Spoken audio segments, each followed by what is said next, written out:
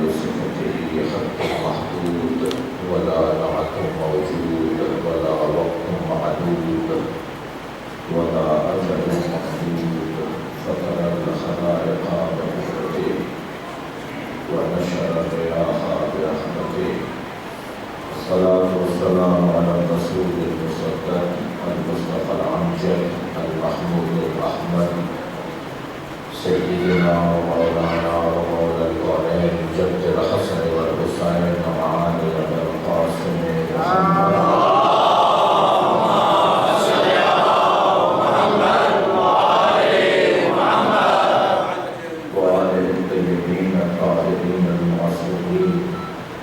الذين قال الله إنما يريد الله ليذهب عنكم الرجس أهل البيت ويطهركم تطهيرا.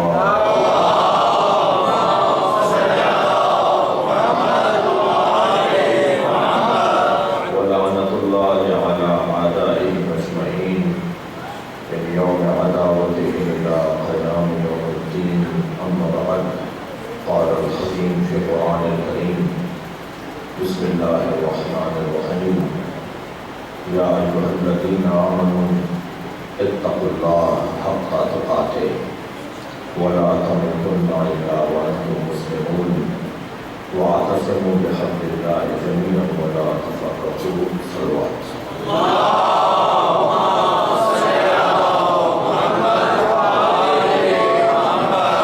ایک سورہ فاتحہ کی سورہ اخلاص اور وہ مفعول سے افتخار حسین کی سارے ثواب کے لیے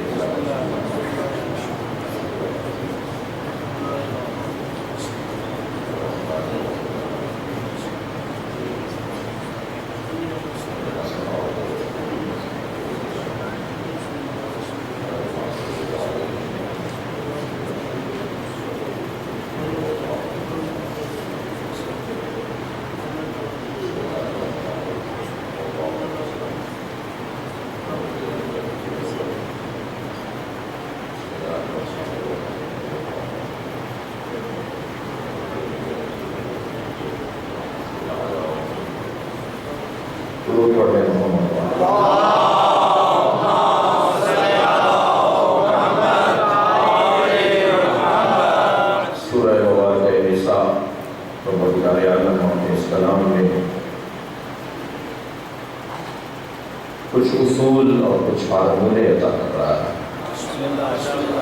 کیونکہ پورا قرآن اصولوں کا مجموعہ ہے، قوانین کا مجموعہ ہے.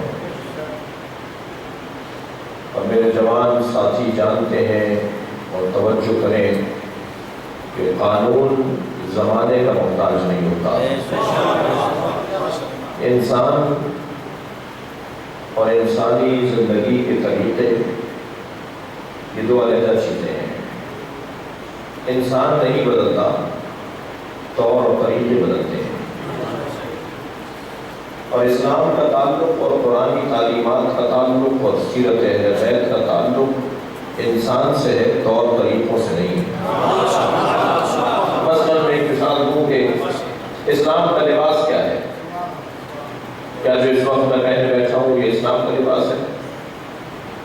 یہ انبیاء کرام کا اور اہل بیت کا لباس ہونے کی وجہ سے سنت ضرور ہے پہننا، لیکن اسلام میں یہ لباس نہیں ہے. شلوار قمیض اسلام کا لباس ہے، پاجامہ کرتا اسلام کا لباس ہے، پینٹ شرٹ نہیں پہنو یہ اسلام کا لباس نہیں ہے. یہ کس نے کہا؟ اسلام کا کوئی لباس نہیں ہے. اسلام کہتا ہے اپنی عفت کو بچائے رکھو، یہی لباس ہے. سلوات پڑھ رہا بہت مروا ہے.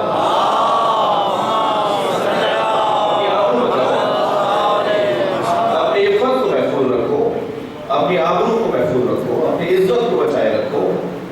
اور جس چیز سے بھی تم بچا سکتے ہو وہی تمہارا لباس ہے، وہی اسلام کا لباس ہے. تو زمانے کے تبدیل ہونے سے لباس کے انداز تبدیل ہو سکتے ہیں، طور طریقے بدل سکتے ہیں.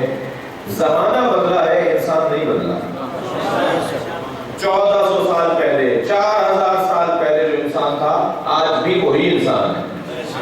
اس کا رہن سہن بدلا ہے، اس کے طور طریقے بدلے ہیں، اس کی سواریاں بدلی ہیں، اس کے ظلم کے طریقے بدلے ہیں، اس کے عدل کے طریقے بدلے ہیں.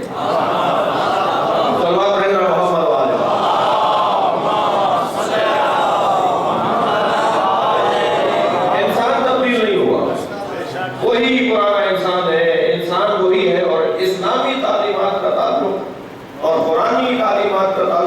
सीरत अहले बैत का उन्वान इंसान है, और तरीके नहीं है। लिहाजा किसी जमाने में भी मौला अली का फरमान पुराना नहीं होगा।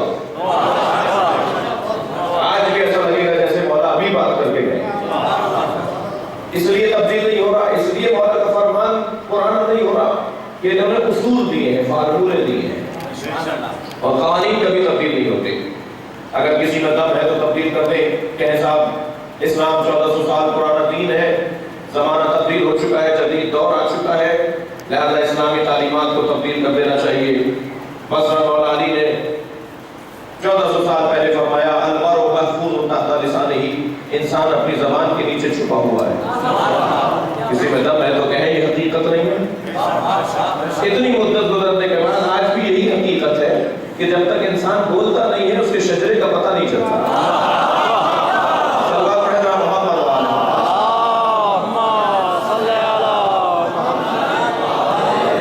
यहाँ ये गोश्त का लोथड़ा जो ज़बान है, ये दाएं बाएं ऊपर नीचे लगना शुरू होती है, वहाँ पूरे हालात सामने आ जाते हैं कि इसकी ज़बान क्या है, इसका माहौल क्या है, ये किस माहौल में रहता है, ये क्या बोलता है और कितना पढ़ा लिखा है। उसकी तालीम भी बता देती है, एक जुमले में मालूम हो जाता है कि ये कितना पढ़ा लिखा है। सनद तलाश करने की जरूरत नहीं है, बात करके देख लेना चाहिए। इंसान की ज़बान पुकार के बताएगी। और मेरे मौला ने में इरशाद फरमा रहे, मैं तमीदी बयान से गुजर रहा हूँ, आपकी तवज्जुहात भरपूर हैं। मौला नहजुल बलाग में फरमा रहे, खबरदार अहले बैत के बारे में उलझना नहीं कि कौन अहले बैत है और कौन अहले बैत नहीं है। तवज्जो चाहूँगा, वाक़या गुजर रहा है, सरकार चादर के नीचे अपने अहले बैत को ले रहे हैं। एक बीबी ने आगे बढ़कर कहा कि मैं भी चादर में आ जाऊँ, नबी ने चादर का कोना खींच के फरमाया तुम खैर पर हो, अहले बैत में नहीं हो। मालूम ये हुआ ज़ौजा होना फजीलत है, मगर अहले बैत होना उससे बड़ी फजीलत है। सलवात पढ़े मोहम्मद और आले मोहम्मद।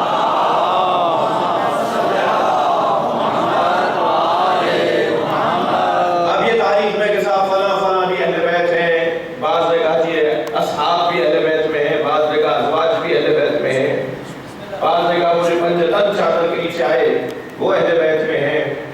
अगरचे इस बात के ऊपर किसी का इख्तिलाफ नहीं है। खास तौर पर अगर आप गौर फरमाएं तो हज बैतुल्लाह के बाद जो सरकार की जानिब से वहाँ एयरपोर्ट पे कुरान तक़सीम किया जाता है, वो आपके इख्तियार में होता है कि आप उनसे कहें कि हमें उर्दू वाला कुरान दे दो, वो दे देंगे उर्दू वाला कुरान आपको।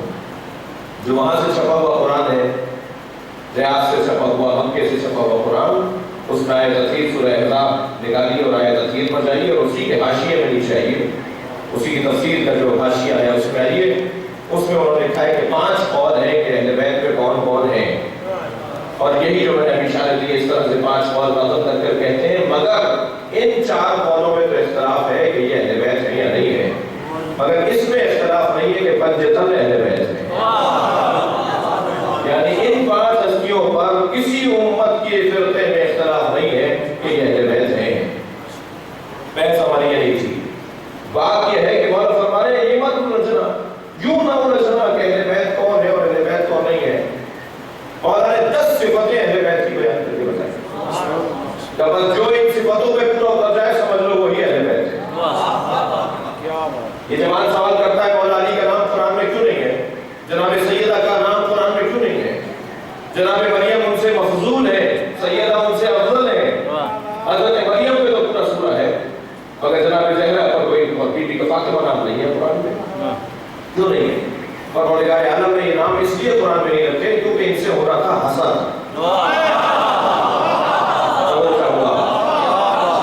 सूरह मुबारक अहज़ाब ही के अंदर एक आयत है, हम यहसुदून अन्नास अला मा आताहुमुल्लाह मिन फ़ज़लिहि व क़द आतैना आला इब्राहीम अल-किताब वल हिकमा व आतैनाहुम मुल्कन अज़ीमा। और कुछ लोग हैं जो कुछ लोगों से इस बात पर हसद करते हैं कि हमने उन्हें अपने फज़ल से अता किया। और अली अपने सीने पे हाथ रख के फरमाते हैं नहनुल महसूदून, हम ही वो महसूद हैं जिनसे हसद किया जाता है।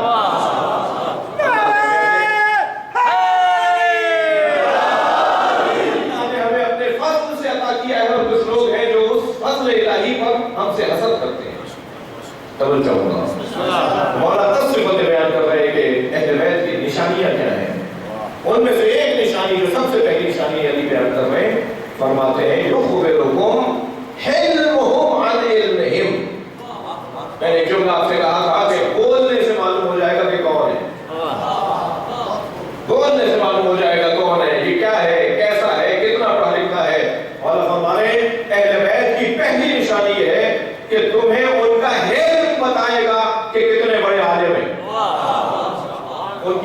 صباری، تحمل مزاجی، حلم، برداشت، ان کا معاف کرنا، ان کا درگزر کرنا، ان کے رویے، ان کی سیرت بتائی گی کہ کتنے بڑے آئے. بعد میں آستینیں لوٹنے والا اہل بیت کا نہیں ہوتا، قدم قدم پر اکھڑ جانے والا اہل بیت کا نہیں ہوتا. اہل بیت کے چاہنے والے کی نشانی بھی وہی ہے جو اہل بیت کی نشانی ہے. اہل بیت کی نشانی یہ ہے کہ ان کا برداشت پایا جاتا ہے اہل بیت کے مطابق، تو ان میں برداشت ہونا چاہیے اہل بیت کے چاہنے والوں کے مطابق. صلوات ہے محمد و آل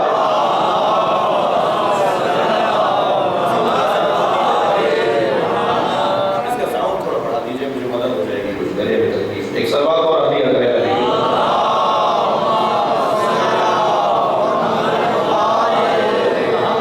ایک اور سلوات عطیہ کریں گے.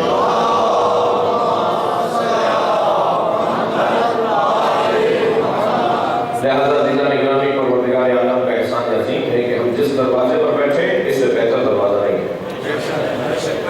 دنیا کہاں بیٹھی ہے مجھے اس جگہ کا پتہ نہیں ہے، لیکن مجھے اتنا پتا ہے کہ جہاں میں بیٹھا ہوں اس سے بہتر دروازہ نہیں ہے. غور فرمائے جس جگہ ہم بیٹھے اس سے اچھا دروازہ نہیں ہے. لوگ آسائشوں میں رہنے کے باوجود بھی مضطرب ہیں، ہم جنازے اٹھانے کے باوجود بھی مطمئن ہیں.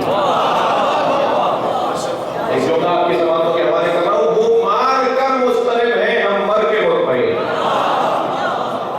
ہمارا دشمن ہم سے پریشان ہے اسی بات کے اوپر کہ یہ اتنا نقصان اٹھانے کے باوجود بھی مطمئن کیسے ہے، اور کیسے ناممکن ہے یہ بات، کیسے ممکن نہ ہوتی یہ بات. اس لیے کہ جو صاحبان نفس مطمئنہ ہیں ان سے دوستی رکھنے والے مطمئن ہی ہوا کرتے. اگر 2 گھنٹے تک میں اور آپ کسی گلاب فروش کی دکان پر بیٹھ کر آ جائیں، کسی ایسی جگہ سے اٹھ کر آئیں، 2 گھنٹے بیٹھ کر آئیں جہاں گلاب رکھا ہوا ہو، تو 4 گھنٹے تک ہم میں سے خوشبو آتی ہے. جس نے 70 سال تک حسین سنا ہو، اس نے 80 سال تک مجلسیں کی ہو، اس کے کردار میں امام حسین کی خوشبو کیسے نہیں ہے. اور الحمدللہ پوری دنیا میں میں اپنے سنی بھائیوں کو علماء فکری کا دے رہا ہوں، تذکر دے رہا ہوں، توجہ دلا رہا ہوں. پوری دنیا میں سب سے اچھا کردار ان لوگوں کا ہے جو روتے ہیں حسین پر. سب سے اچھا کردار مسلمانوں میں ان لوگوں کا ہے جو مجلس کرتے ہیں، جو روتے ہیں، جو ماتم کرتے ہیں، جو زخانہ سجاتے ہیں. سب سے اچھا کردار ان کا ہے. جا کے دیکھ لیجیے دنیا بھر میں کیا تاثر پیش کیا گیا ہے مسلمانوں کی طرف سے.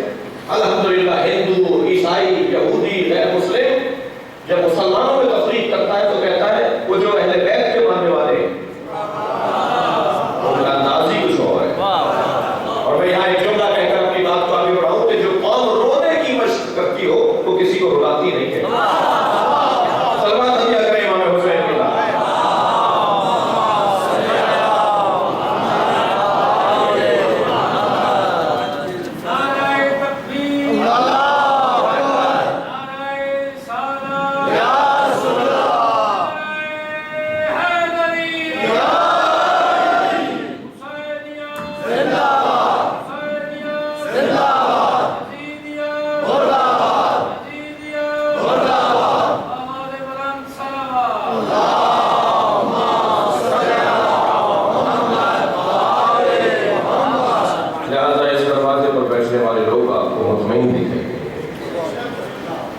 میں نے آپ کے سامنے جس آیت کی تلاوت کی اس کا ترجمہ سن لیجیے. موت کی مجلس ہے وہ ایک نیک انسان کی مجلس ترمیم ہے.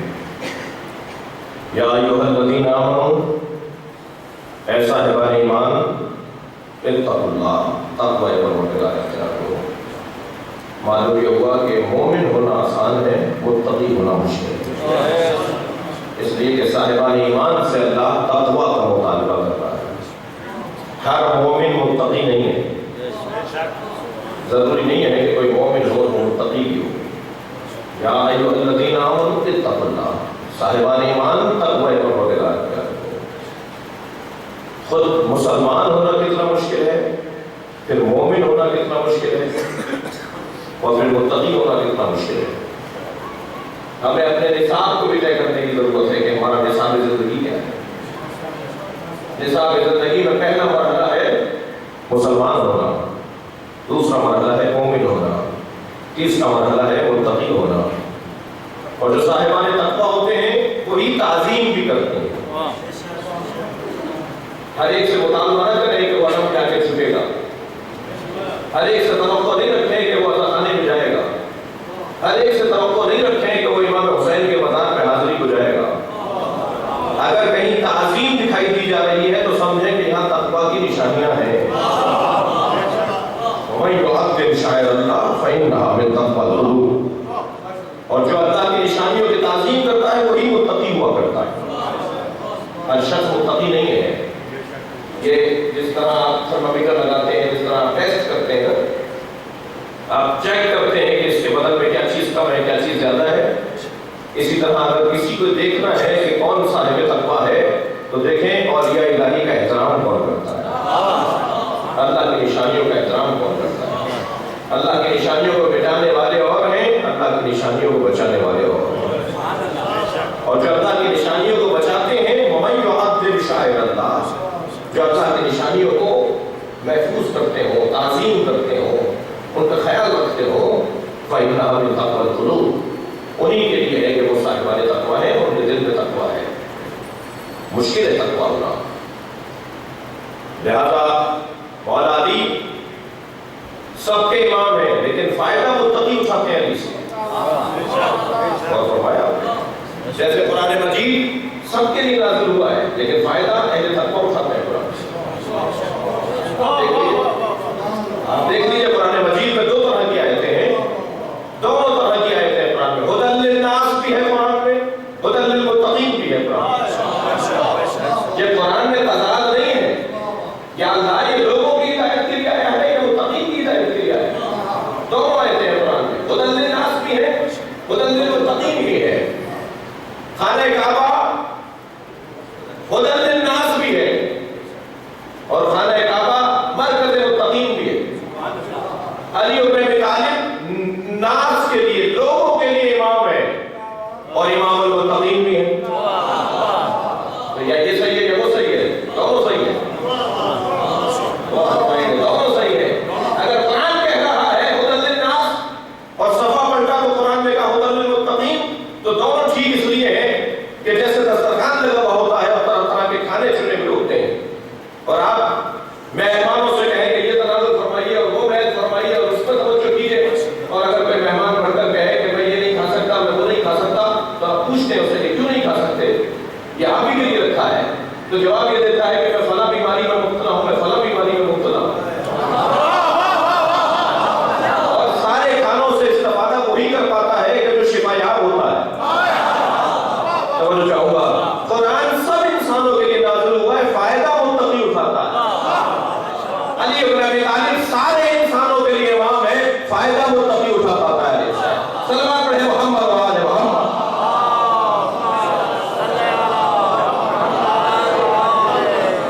یا ایھا الذین آمنوا اتقوا اللہ، اے صاحبان ایمان صاحب تقویٰ ہو جاؤ تاکہ علی تمہیں کام دکھائے، علی تمہیں فائدہ پہنچائے، تم علی سے فائدہ لے سکو۔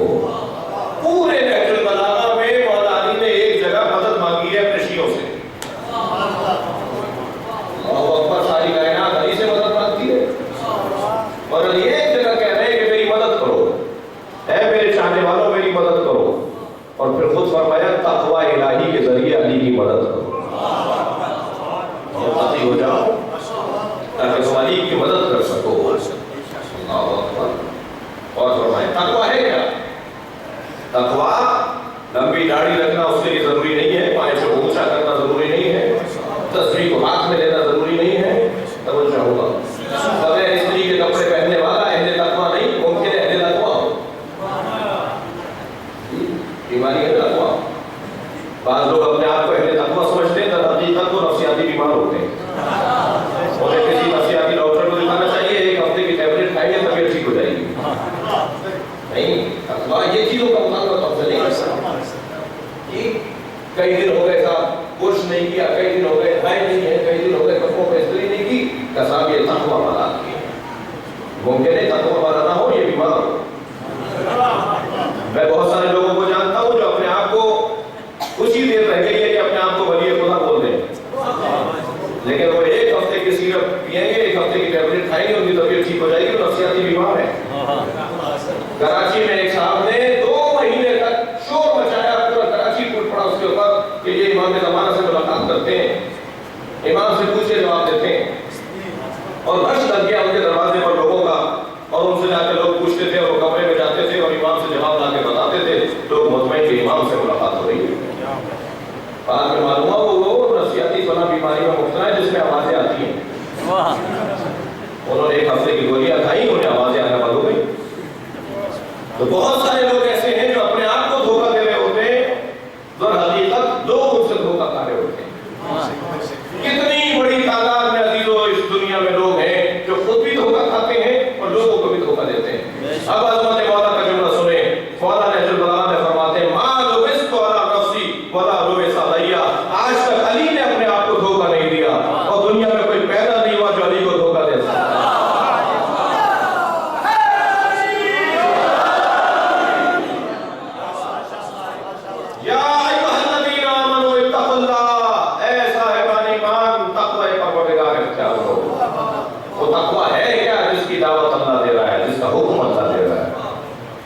اس تقویٰ کے لیے کسی حلیے کی ضرورت نہیں ہے، کسی خاص اسٹائل کی ضرورت نہیں ہے۔ تقویٰ یعنی پرواہ، جوان توجہ کریں، اس میں اتفاق ہے مجلس میں اکثریت جوانوں کی ہے، اور جو بزرگ ہیں وہ بھی ایمان کی جوانی سے مملوک ہیں۔ تقویٰ یعنی پرواہ، احساس، توجہ۔ اگر میں کسی چیز کی توجہ رکھوں گا یہی اس کے لیے تقویٰ ہے۔ میں ہر ایک سے ہاتھ نہیں ملاتا، میں ہر ایک سے ملتا نہیں ہوں، میں ہر ایک کھانا نہیں کھاتا، میں ہر پانی نہیں پیتا، میں ہر ایک جگہ نہیں جاتا۔ یہ جو نہیں کرتا یہی تو تقویٰ ہے۔ اس سے زیادہ مشکل کوئی بات ہی نہیں ہے۔ بس یہی کام جو میں نہیں کرتا یہ اللہ کی خاطر کر لوں تو اسی سے انسان ولی بن جاتا ہے۔ فطرتاً مجھے کرنا تو ہے، میں فطرتاً ہر کام نہیں کرتا، ہر بات نہیں کہتا، ہر جگہ نہیں جاتا، ہر چیز نہیں کرتا، ہر کام نہیں کرتا۔ یہ فطرتاً جو میں نہیں کرتا یہی اللہ کی خاطر ہو جائے، یہی تقویٰ ہے۔ اسی کو اللہ کی خاطر کر دیا جائے یہی تقویٰ ہے۔ اور فرمائیں گے حق کا تو بات ہے، مگر تقویٰ بھی عارضی نہیں ہونا چاہیے۔ اللہ پارٹ ٹائم کے لیے نہیں ہے۔ یہ 5 وقتوں کی نمازیں پڑھوائی ہیں، اس کا مطلب یہ نہیں ہے کہ اللہ 5 وقتوں کے لیے۔ اور فرمائے اللہ فجر کے میں تھا، پھر اللہ ظہر میں ملا، پھر اللہ عصر میں ملا، پھر اللہ مغرب میں ملا، پھر اللہ عشاء میں ملا۔ پارٹ ٹائم کے لیے، پارٹ ٹائم ہے اللہ۔ یہ ہمیں کب کہا گیا ہے کہ نماز پڑھو؟ قرآن میں کہیں نہیں لکھا کہ نماز پڑھو۔ اچھا اگر یہی میں تقریر ختم کر دوں تو شاید بہت کو چھوٹ مل جائے۔ ہم ابھی ہم بات کیسے سن کے آئے ہیں؟ قرآن میں نہیں لکھا ہوا نماز پڑھو، قرآن میں کہیں نہیں لکھا کہ نماز پڑھو، قرآن میں لکھا ہے نماز قائم کرو۔ البتہ قائم بغیر پڑھے نہیں ہوگی۔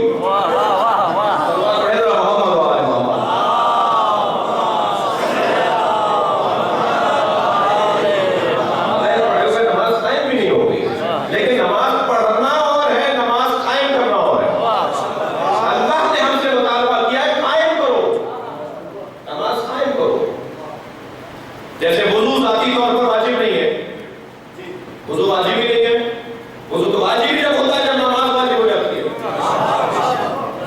ذاتی طور پر وضو واجب نہیں ہے۔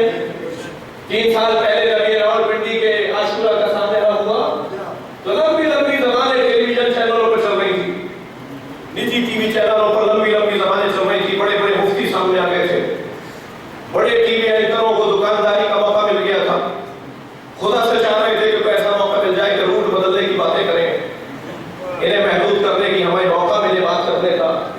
تو کوئی 1 مہینے تک یہی تبصرے رہے، چہلوں تک، چہلوں بدعت کہنے والے چہلوں کا انتظار کر رہے تھے۔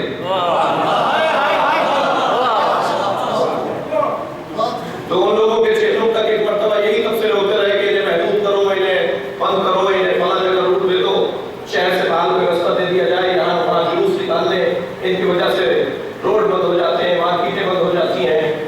تو ہم بھی ایک ٹی وی چینل پر بلائے گئے انہی دوروں میں، اسی دور میں، تو ہم نے بھی وہاں چند باتیں کہیں، یہاں تک نقل کر دیتا ہوں۔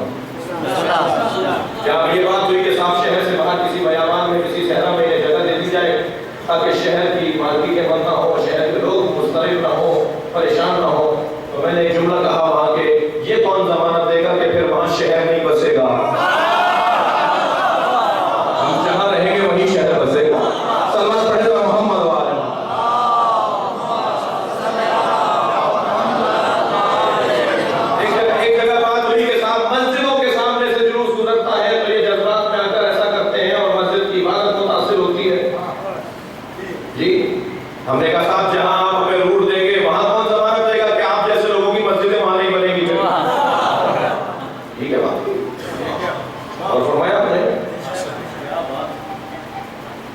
تو عزیزان اکرامی در حقیقت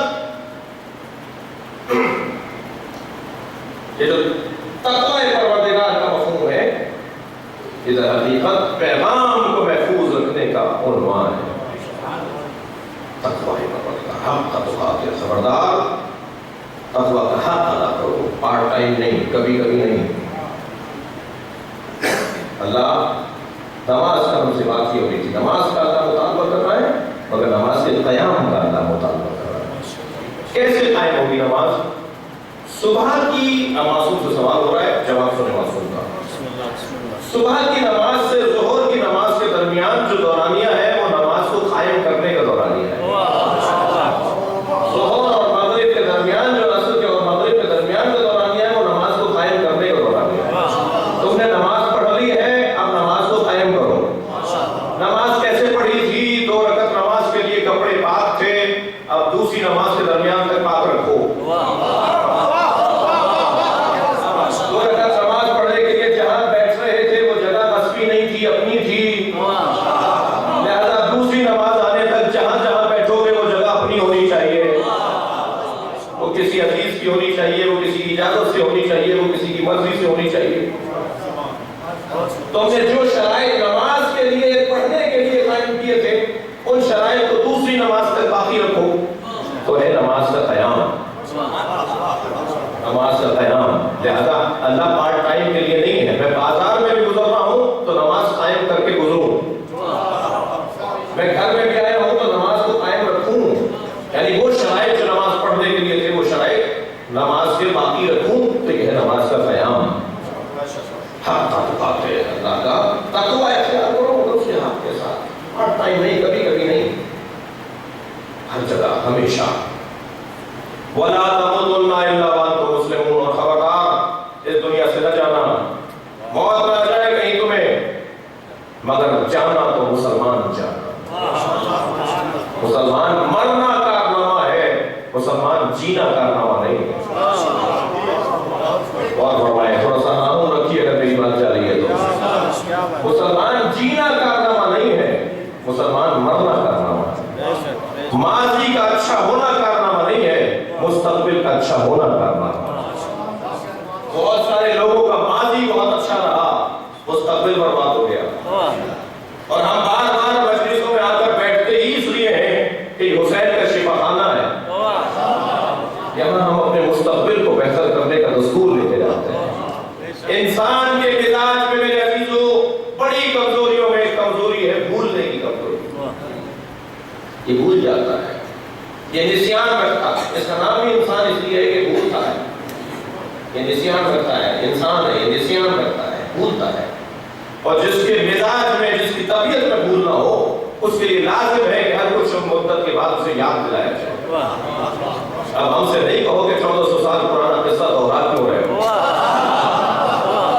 ہم یہ 1400 سال پرانا قصہ اس لیے دوہرا رہے ہیں تاکہ دوہرا کر اپنے آپ کو اسی لائن پر رکھیں جس لائن پہ رہنا چاہیے، کہیں خط سے نہ ہٹائیں، کہیں رستہ نہ بھٹک جائیں۔ اور اتنے بڑے بڑے امام بارگاہ ہم بناتے اس لیے ہیں تاکہ ہم اپنے آپ کو اس دروازے پر بار بار لا کر اپنے آپ کو ہوشیار رکھیں، اور دعوت عمل بھی اسی ذریعے سے دیتے ہیں۔ بہترین مدرسہ بھی یہی ہے، بہترین اکیڈمی بھی یہی ہے، بہترین یونیورسٹی بھی یہی ہے۔ سن 61 ہجری میں جس عالمی اوپن یونیورسٹی کی بنیاد میں مولانا امام حسین نے رکھی تھی اس کا ایک کیمپس ہے، اس کی ایک کلاس یہاں ہو رہی ہے۔ معلم ٹیچر آ کر تیاری کر کے آ کے بیٹھتا ہے، سننے والے بڑی عقیدت سے آ کے بیٹھتے ہیں، اور کلاس کا رنگ بھی بڑا عجیب ہے، چھوٹا سا بچہ بھی بیٹھا ہے، بزرگ بھی بیٹھے ہوئے ہیں، ککڑی بیچنے والا بھی بیٹھا ہے اور PhD ڈاکٹر بھی بیٹھا ہے۔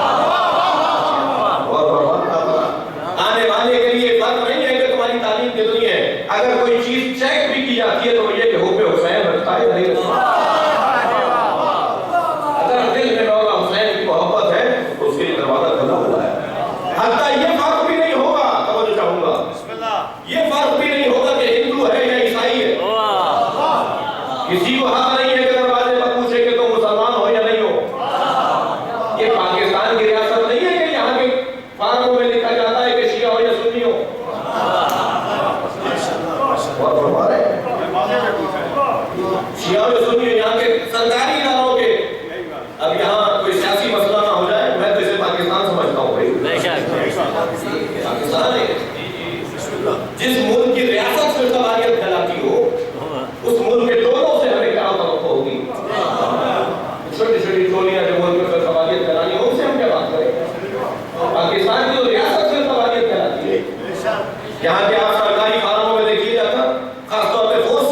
فارم ہے، یہ جو ریاستی اداروں کے فارم ہے، اس میں لکھا ہوتا ہے مسلمان ہو یا غیر مسلم. جب مسلمان پر آپ چیک کرتے ہیں کہ مسلم ہے تو پھر آگے پوچھا جاتا ہے شیعہ ہو یا سنی ہو. ریاستی اداروں میں ضرور ہماری ہے.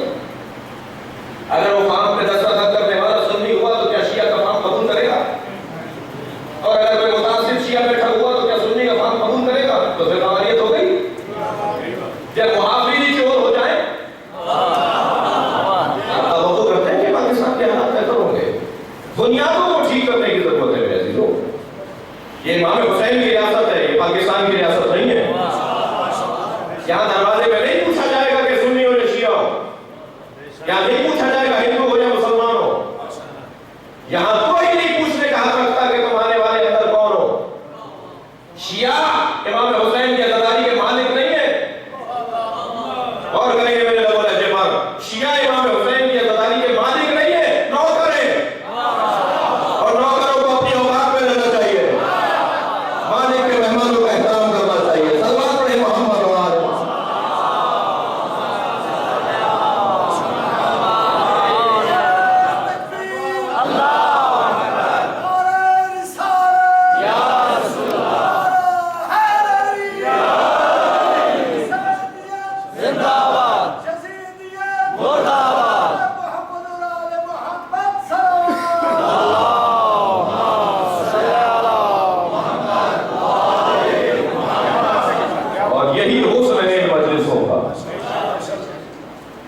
مجلس میں بھی سنی بھی بیٹھے ہیں، شیعہ بھی بیٹھے ہیں.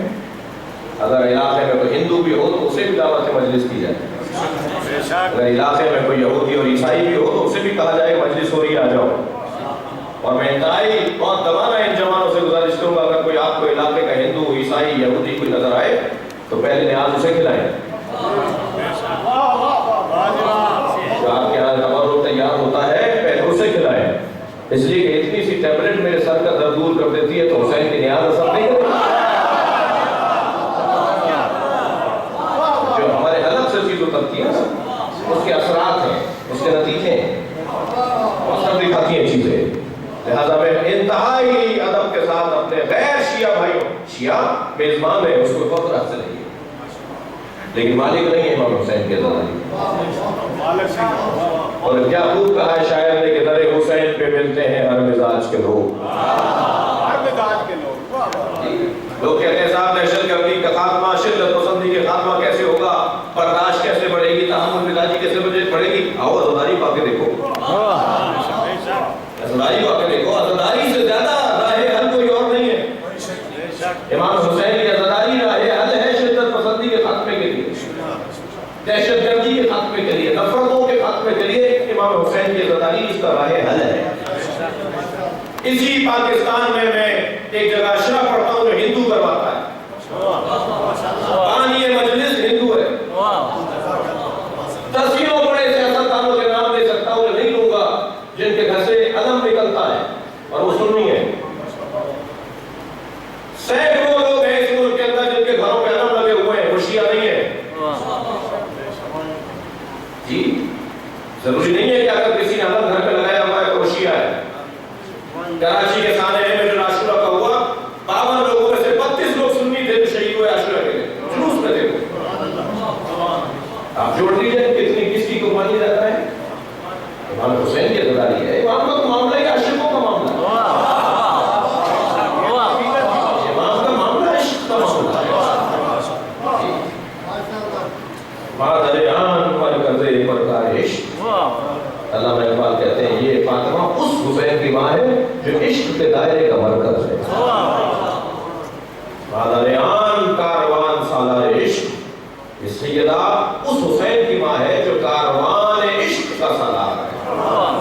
عاشقوں کی انجمن ہے بھائی. اسی بات میں ریاستی اور سرکاری ادارے کے لوگوں کو توجہ دلاؤ کہ اگر کہیں آپ کالے کپڑوں میں کسی کو دیکھیں تو یہ نہ سمجھے کہ شیعہ ہے. عزادار ہے، مگر ضروری نہیں ہے وہ شیعہ ہو. امام حسین کا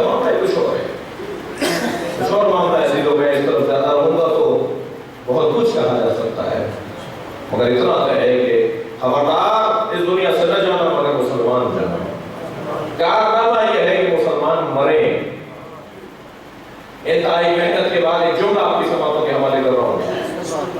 لوگ کھاتے ہیں جینے کے لیے، پہنتے ہیں جینے کے لیے، اوڑھتے ہیں جینے کے لیے، گھر بناتے ہیں جینے کے لیے. کیا بات ہے. لغت اہل بیت میں، مکتب اہل بیت میں جیو مرنے کے لیے. ایسی زندگی گزارو کہ تمہاری موت اچھی ہو جائے. صلوات پڑھیں محمد و آلہ.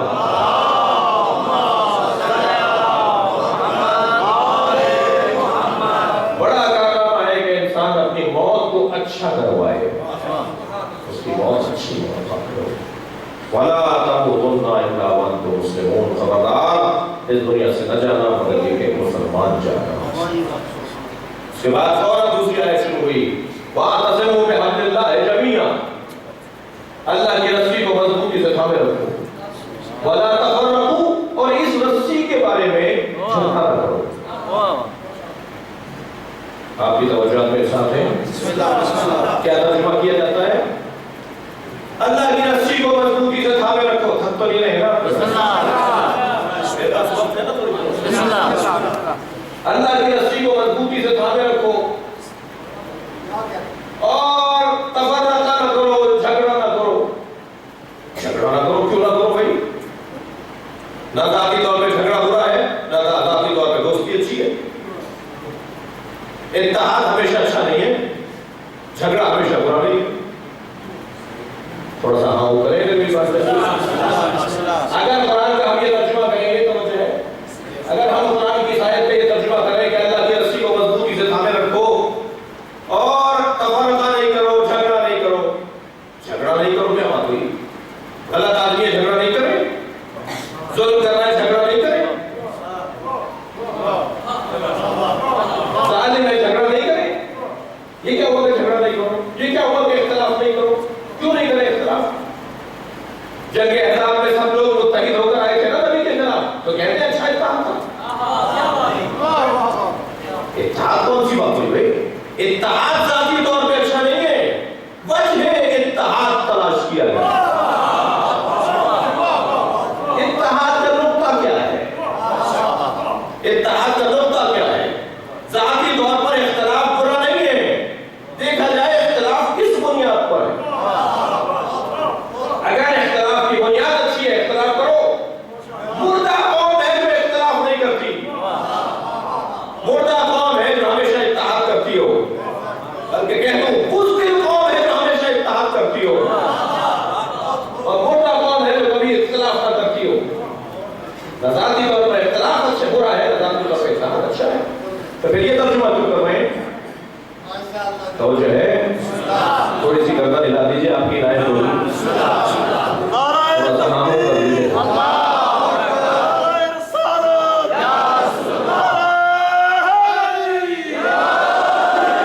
بڑی رائے تھا آپ کی، بڑی محبت.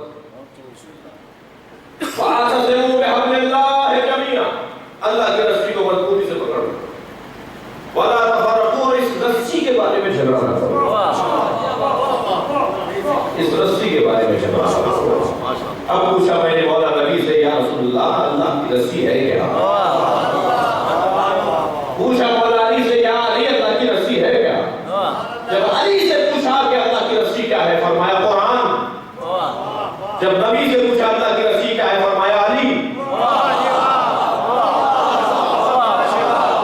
نبی اللہ کی رسی علی کو بتا رہے ہیں، علی اللہ کی رسی قرآن کو بتا رہے ہیں. یہ دو چیزیں نہیں ہیں،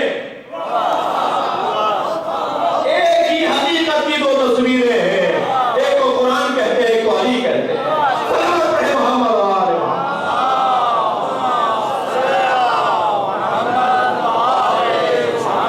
قرآن اور علی کو مضبوطی سے تھامے رکھو. قرآن اور علی کو مضبوطی سے تھامے رکھو. جھگڑا نہیں کرو قرآن اور علی کے بارے میں. میں سنی بھائیوں سے مخاطب ہوں، پھر شیعہ بھائیوں سے مخاطب ہوں. اور عالم ہماری مملکت کا اور عالم ہمارے ماحول کا یہ ہو گیا کہ نہ کوئی سنی ہے نہ کوئی شیعہ ہے، سنی ہے. کچھ وہاں سے لیا ہوا ہے، کچھ وہاں سے لیا ہوا ہے. میں بھی مفتی صاحب سے کچھ ایسا لے رہا ہوں. سلمان پڑھے گا محمد و آلہ.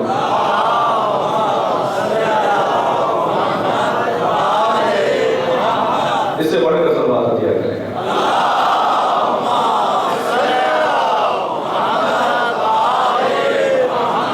نہ سنی واقعی سنی ہے، نہ شیعہ واقعی شیعہ ہے. دونوں مشکل میں ہیں، دونوں پریشان ہیں. جی سنی قرآن کے بارے میں کچھ اپنا خیالات رکھتے ہیں اور شیعہ علی کے بارے میں کچھ اپنے خیالات رکھتے ہیں. سلوات پڑھے رہا محمد والے.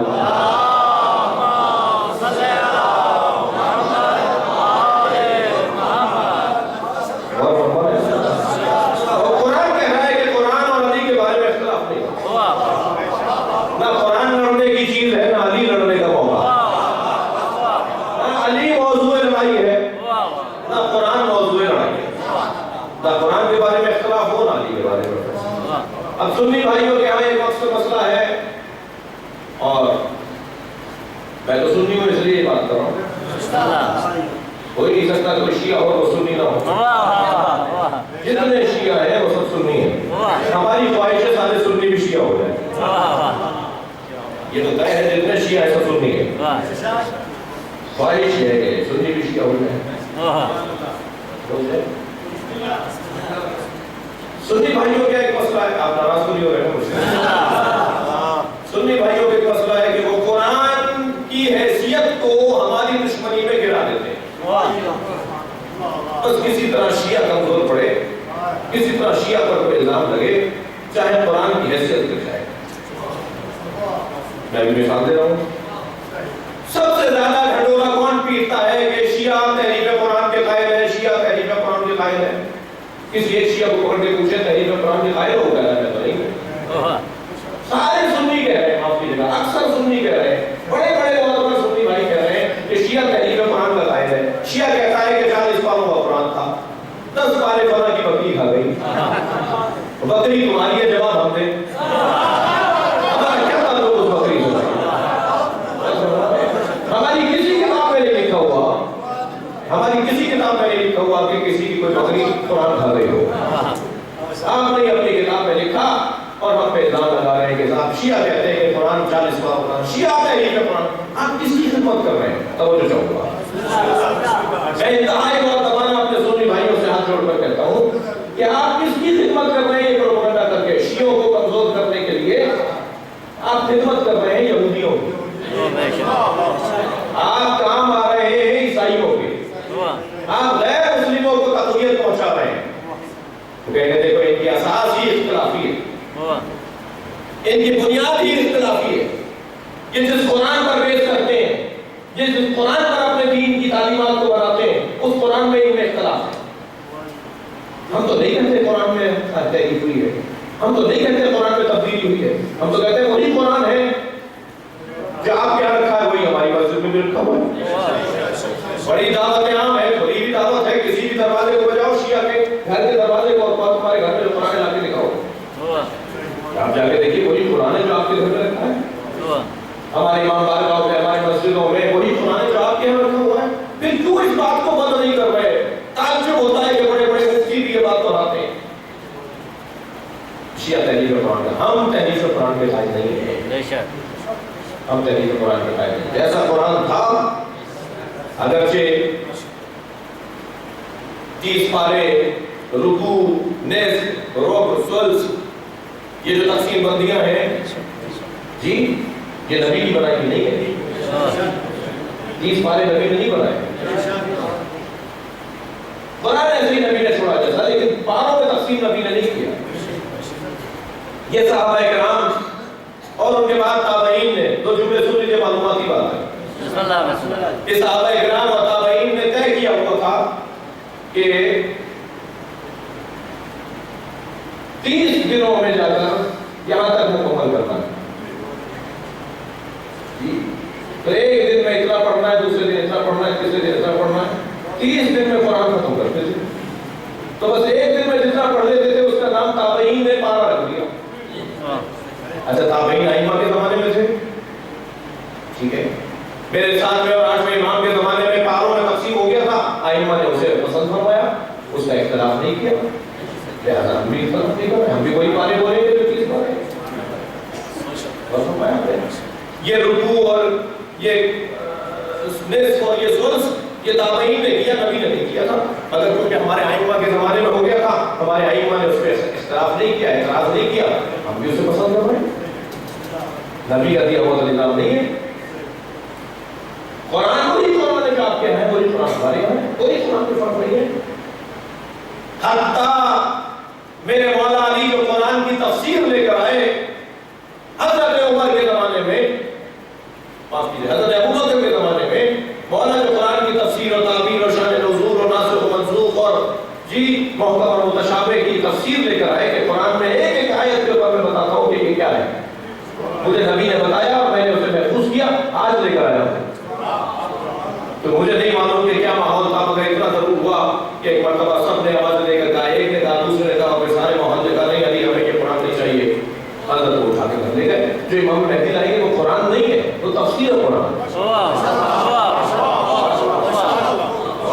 مجھے امام مہدی لے کر آئیں گے، ہاں امام مہدی کچھ لائیں گے قرآن کے حوالے سے، وہ قرآن نہیں لائیں گے امام مہدی، قرآن یہی ہوگا۔ وہ علی بن ابی طالب کی اصیل تفسیر ہے، اصلی تفسیر جو پیغمبر نے کی ہے وہ لائیں گے امام مہدی۔ پوری گوری تھی جو مولا علی لے کر آئے تھے، اس میں کاغذ سے، اس میں کھالیں تھیں، کھالوں پر وہ علم لکھا ہوا تھا، حضرت اسے اٹھا کر لے گئے، جب نہیں مانا گیا۔ یہ جوان سوال کرتا ہے جب مولا کی حکومت آئی 4 سال 4 مہینے تک حاکم رہے تو پھر وہ قرآن جو تفسیر قرآن مولا لائے تھے پھر اسے نافذ کیوں نہیں کر دیا؟ تو میں اور ذرا سوال کو پختہ کر دیتا ہوں۔ مولا وہ قرآن نہیں لے کر آئے جو حضرت ابوبکر کے زمانے میں لائے تھے کہ تفسیر قرآن ہے، لوگوں نے پسند نہیں کیا، علی نے زبردستی نہیں کی، گھر لے گئے۔ امام حسن کو دے دیا، امام حسین کو دے دیا، امام پہ چلتا ہوا امام مہدی لے گئے۔ مولا علی نے باغ فتح اپنے دور میں واپس کیوں نہیں لے لیا؟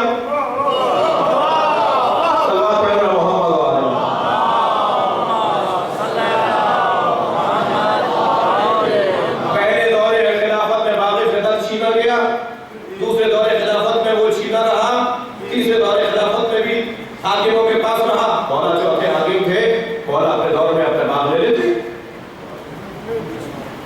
یہی سوال وہاں ہے کہ مولا جو قرآن لائے تھے تفسیر قرآن وہ مولا نے اپنے زمانے میں نافذ کیوں نہیں کیا؟ ان دونوں باتوں کا ایک ہی جواب، اور جواب انتہائی مختصر ہوا اور آپ کی توجہ زیادہ چاہوں گا۔ علی اس امام کو کہتے ہیں جو اپنا اختیار اپنے حق میں استعمال نہ کرے۔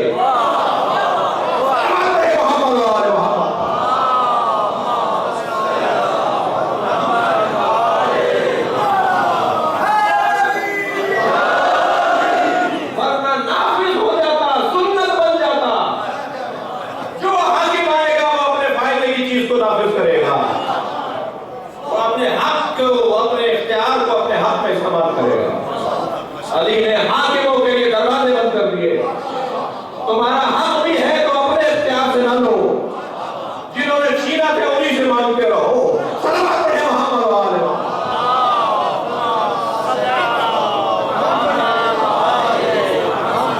علی کو سمجھنے کے لیے دماغ کو علی کرنا پڑے گا، فکر کو اونچا کرنا پڑے گا۔ الحمدللہ علی کو سننے والے اونچی فکر رکھنے والے لوگ۔ نہ قرآن اختلاف کا موضوع ہے اور نہ اہل بیت اختلاف کا موضوع ہے۔ لڑائی نہیں ہونی چاہیے مولا علی کے نام پر۔ عقیدتوں کے مسائل مجموع میں بیان نہیں ہونے چاہیے۔ میں ایسے کرتا ہوں، میں ویسے کرتا ہوں، مبارک ہو تم ایسے کرتے ہو۔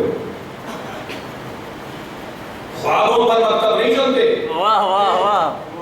میں نے خواب دیکھ لیا، میں اگر اس خواب کو پرچے میں چھاپوں اور علم پہ رکھ کے چل جاؤں جو اس کو 40 فوٹو کاپی کرا کے نہیں بانٹے گا اسے یہ ہو جائے گا۔ بھائی تم نے خواب دیکھا ہے، ہمیں کیا مصیبت آئی ہے؟ نہیں عزیزہ نگرانی، خوابوں پر نہیں چلتے مطلب۔ اسی طرح اگر میری عقیدت کچھ کہہ رہی ہے، مجھے کوئی مکاشفہ حاصل ہوا ہے، میرے لیے کوئی حجاب ہٹے ہیں تو میرے لیے حجاب ہٹے ہیں نا۔ میرے لیے کوئی مکاشفے کی کیفیت ہوئی ہے تو میرے لیے حجت ہے، تو پوری امت کے لیے تو حجت نہیں ہے۔ میں کروں وہ کام جو مجھے حکم دیا گیا ہے، جو جس بات پر مجھے یقین ہے وہ کام میں کروں، لیکن میں ساری قوم کو لگا دوں اس کام پر جو کام مجھے پسند ہو گیا۔ نہیں عزیزہ نگرانی، علی مولا لڑائی کا موضوع نہیں ہے۔ اور میں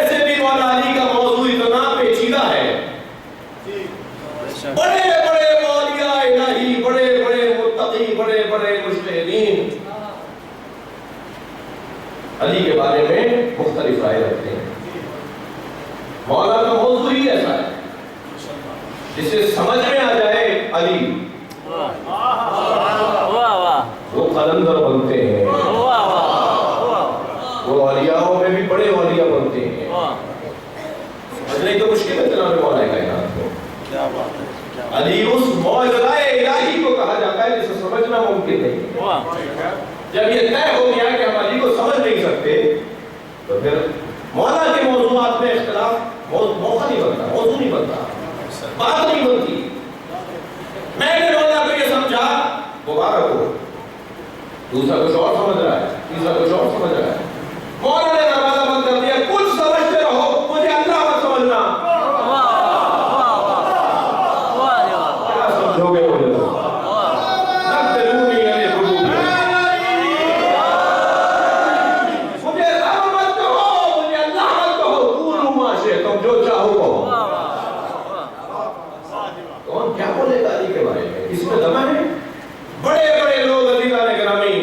سلمان فارسی جیسے لوگ، ابو ذر غفاری جیسے لوگوں میں جب علی کے بارے میں دو رائے ہو. اگر کبھی آپ نے غور کیا کہ ابو ذر نے سلمان کو رد کیا، لڑائی کی، جھگڑا کیا، مارا پیٹا؟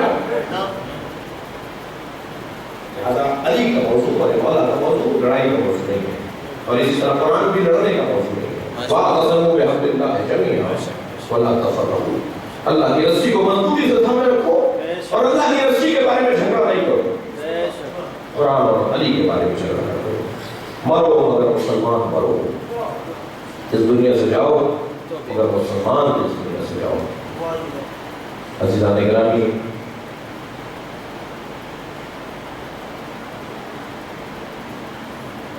زبیر اور طلحہ جیسے لوگ بھی رضی اللہ تعالیٰ عنہ تھے،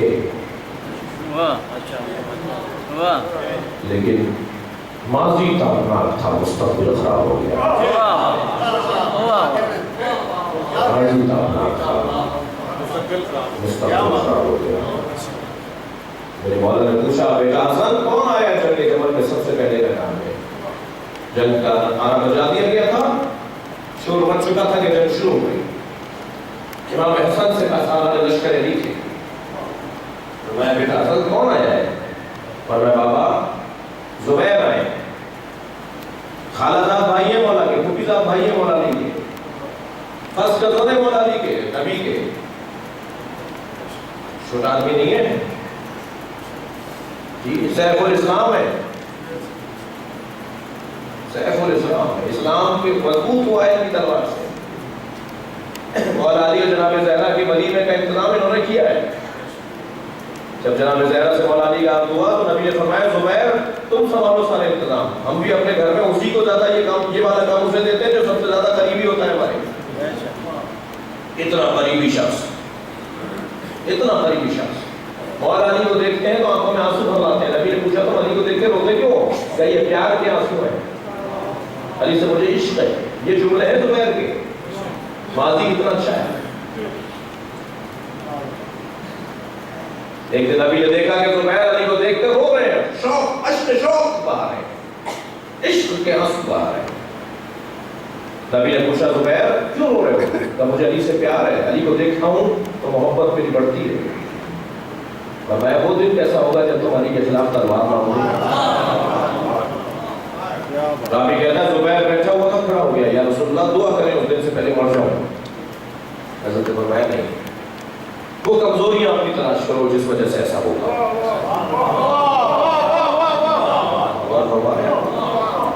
مولا امام حسن سے پوچھا بیٹا حسن کون آیا ہے؟ فرمایا زبیر آئے. چچا زبیر آئے جی. مولا گھوڑے پہ بیٹھ کے باہر آئے، سامنے زبیر کا گھوڑا کھڑا ہے. مولا نے اپنے گھوڑے کو سامنے کھڑا کیا. فرمایا زبیر پہچانتے ہو میں کون ہوں؟ کہنے لگا علی ہو. حضرت نے فرمایا میں وہی علی ہوں جس کے لیے نبی نے فرمایا تھا کہ تم علی کے خلاف تلوار لاؤ گے. یہ وہی جگہ ہے. یہ نبی کی بشارت اس جگہ کے لیے تھی، یہ نبی کی خبر اس جگہ کے لیے تھی. تلوار نیام میں رکھ کے گھوڑا موڑ دیا. زبیر نے تلوار نیام میں رکھ کے گھوڑا موڑ دیا. میں زبیر سے کہوں گا زبیر کہاں جا کر؟ اگر علی کی معرفت ہو گئی ہے تو علی کی معرفت رکھنے والا لا تعلق نہیں رہتا.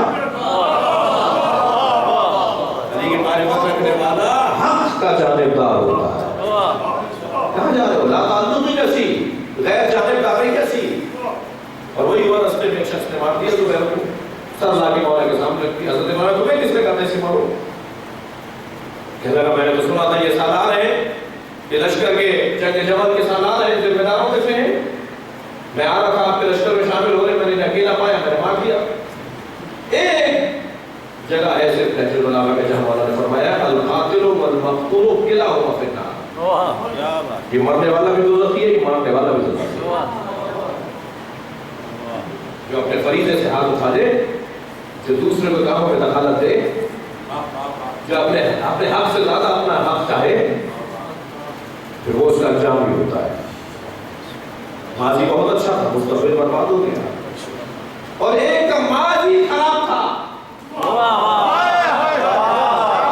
اتنا خراب ماضی ہے کہ اگر اس ماضی کو صرف دیکھا جائے تو سوائے مذمت کے کوئی اور بات نہیں. اور مستقبل اتنا اچھا ہو گیا کہ حور علیہ السلام ہو گیا. مسلمان مرنا کارنامہ ہے، مستقبل بہتر ہونا کارنامہ ہے، ماضی کا بہتر ہونا کارنامہ نہیں. بس قرآن کہہ رہا ہے وَلَا تَمُوتُنَّ إِلَّا وَأَنْتُم مُسْلِمُونَ. خبردار مسلمان مرنا، مسلمان جینا کارنامہ نہیں ہے، مومن جینا کارنامہ نہیں ہے. کارنامہ یہ دم نکلے تو ایمان پر نکلے، دم نکلے تو اس دروازے پر نکلے، ان سے وابستگی سے نکلے. بس عزیزو چلیے سلسلہ مجلس کا جاری رہے گا. چند جملے مسائل میں سن لیجیے. سلام ہو اس حسین ابن علی پر جو صبح عاشور سے عصر عاشور تک اتنے لاشیں اٹھا چکا ہے کہ یہ طے کرنا مشکل ہے کہ حسین ابن علی کتنی مرتبہ زمین پر بیٹھے ہیں، کتنی مرتبہ لاشیں اٹھایا ہے. اور ایسے سخت ترین لاشیں حسین نے اٹھائے ہیں. آپ نے افتخار حسین، سید افتخار حسین پر ان کی میت کو دیکھا. ہمارے ماں باپ قربان، ہماری نسلیں قربان حسین ابن علی کے پیر سے جھڑنے والی خاک پر. کیسا لاشا تھا وہ جسے حسین اٹھا کر تو لائے ہیں، مگر لاشا پہچاننے میں نہیں آ رہا. جب لائے ہیں نا جناب قاسم کا لاشا تو جناب زینب سے فرمایا بہن زینب اس کی ماں کو بلا لاؤ. جناب ام فروا کو بلایا امام حسین نے.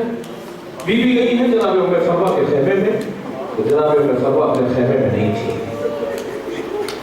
دوسرے خیمے میں دیکھا بیوی نہیں ملی، تو کسی نے بتایا جب قاسم کی شہادت کی خبر آئی تھی تو ام فروا خیمے کی پشت پر چلی گئی. اب جا کر جناب زینب نے دیکھا تو پیشانی سجدے میں ہے، جناب ام فروا سجدے میں ہے اور ایک ذکر پڑھ رہی ہے شکرا شکرا حقا، یا اللہ تیرا شکر ہے تو نے مجھ بیوہ کی قربانی کو قبول کر دیا. میں خاندان بنی ہاشم سے نہیں تھی، میں غیر خاندان کی تھی، تو نے میری قربانی کو قبول کر دیا. آواز دے کر کہا جناب زینب نے بھابھی تمہیں حسین بلا رہے ہیں. جناب ام فروا پیشانی اٹھا کر آگے بڑھی ہیں، آئی ہیں اس جگہ جہاں حضرت قاسم کا پامال لاشا رکھا ہوا تھا. سنیں گے تو اپنے بچے کے لاشے کو دیکھ رہی ہیں. دیکھتے دیکھتے امام حسین کو دیکھا. امام کی گردن چھپی ہوئی ہے، بڑی بڑی بھابھی ہے، بڑے بھائی کی زوجہ ہے. امام حسین سامنے کھڑے ہیں. آواز دے کر کہا بھائی حسین مجھے قاسم کا خون بھرا کرتا چاہیے. جس کرتے میں یہ شہید ہوا ہے وہ تار تار کرتا، وہ چاک چاک کرتا جو گھوڑوں کی پامالی ٹاپوں سے چاک چاک ہو گیا، وہ کرتا مجھے چاہیے اس بچے کا. امام حسین نے نہیں پوچھا، ایک دفعہ بھی نہیں پوچھا بھابھی اس کرتے کا کیا کریں گی. ماں کی خواہش ہے، ماں کی تمنا ہے، ماں چاہتی ہے میرے بچے کا کرتا مجھے دے دو. امام حسین نے حضرت کچھ ہی دیر بعد حضرت قاسم کا خون بھرا کرتا دے دیا جو تار تار ہو چکا تھا. بیوی نے اسے اپنے خیمے میں لے جا کے رکھ دیا. جی 10 محرم کو یہ خیمہ لوٹا، تبرکات لوٹے گئے، زیورات لوٹے گئے. یہ قافلہ کوفے گیا، کوفے سے شام گیا، شام میں اسیر رہا. اور رسیدی کے موقع پہ جب تبرکات واپس آئے ہیں تو ہر ایک بیوی نے اپنی اپنی گٹھڑی اٹھائی ہوئی تھی. جناب ام فرما کے ہاتھ میں ایک گٹھڑی تھی. یہ قافلہ کربلا پہنچا, کربلا سے مدینے آیا. جیسے ہی یہ قافلہ مدینے پہنچا, بی بی ام فرما نے بہاری سے کہا جو قافلے کی لگام, جو اونٹ کی لگام پکڑ کے چل رہا تھا, اسے بی بی نے فرمایا مجھے جنت البقیع لے چلو. بی بی کا اونٹ جنت البقیع کے دروازے تک لایا گیا. بی بی اونٹ سے اتری, جنت البقیع میں قدم رکھا, زمین پر بیٹھ گئی, گٹھڑی کھولی, خون بھرا گھٹنا نکالا, قبر امام حسن پر پھیلا دیا. میرے والد تمہارے بچے کی نشانی ہے. اجرکم اللہ, اجرکم اللہ. خدا کسی نام میں نہ جائے سوائے ہمیں اہل بیت پہلوں نے اور لانے والوں میں فرق دے. صبح عاشور تھے, میرا مولا لاشیں اٹھا رہے ہیں. حضرت عنہ 3 لاشیں تو ایسے تھے جن پر حسین ابن علی کے آنسو رکتے نہیں تھے. ایک لاشا عباس کا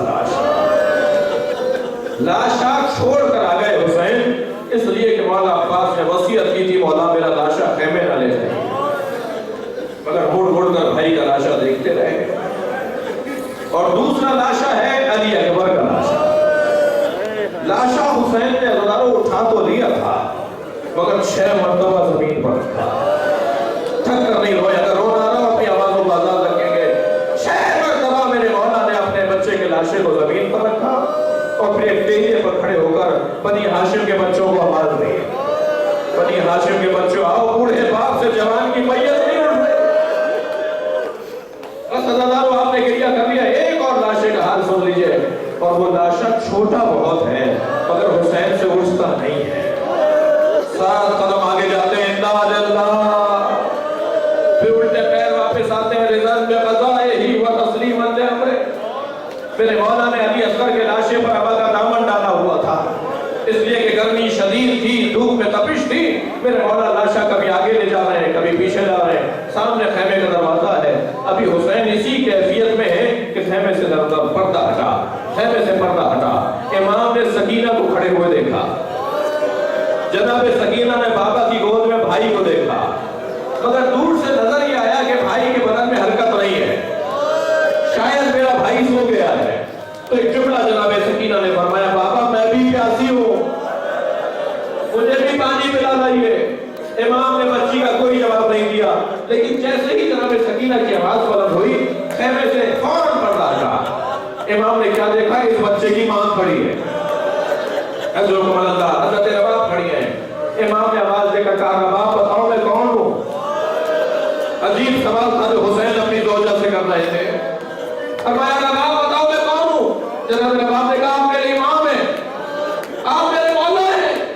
جب بی بی کا عقیدہ سن لیا, جب بی بی کا ایمان لے لیا کہ رباب مجھ پر ایمان پورا رکھتی ہے, ایک مرتبہ دامن ابا کا ہٹا دیا, خون میں لت پر بچہ ماں نے دیکھا, نزدیک آ کر نامنے نامنے لبوں پر بوسہ لیا. بوسہ لے کر کہا, یا بنیا تم جیسے بھی کیا نہر کر دیا جا. عرب تو اونٹنی کے بچے کو نہر نہیں کرتا, کیا دودھ پیتا ہوا یہ بچہ نہر کیا کرتا. امام نے فرمایا, آؤ رباب اسے قبر کے حوالے کرے. عجیب جنازہ اٹھا ہے, تشیع جنازہ ہوئی ہے, بچے کا جنازہ ہے, باپ نے اٹھایا ہے, ماں تشیع جنازہ کر رہی ہے. خیمے کی پشت پہ جا کر حضرت بس آخری روایت سنا رہا ہوں. امام حسین نے جس تلوار سے قبر کھودی ہے, میں پڑھ رہا ہوں, آیت اللہ اکبر نہاوندی نے الابصاری والحسان کے اندر یہ روایت لکھی ہے, جس تلوار سے امام نے علی اصغر کی قبر کھودی ہے وہ ذوالفقار تھی. ذوالفقار سے میرے مولا حسین نے حضرت علی اکبر کی قبر کھودی. سنیں گے, ذوالفقار رونے لگی. امام نے ذوالفقار سے پوچھا, ذوالفقار بولتی تھی, کسی اور موقع پر بیان کروں گا. ذوالفقار مولا علی سے باتیں کرتی تھی, امام حسین سے باتیں کرتی تھی. اب امام مہدی کے پاس ہے. امام نے دیکھا ذوالفقار رو رہی ہے. امام نے پوچھا, تو رو کیوں رہی ہے. کہنے لگی, میں نے یہ نہیں سوچا تھا کہ علی اصغر کی قبر مجھ سے بتائی نہ. آج حسین اپنی کمائی سال میں اللہ لعنت اللہ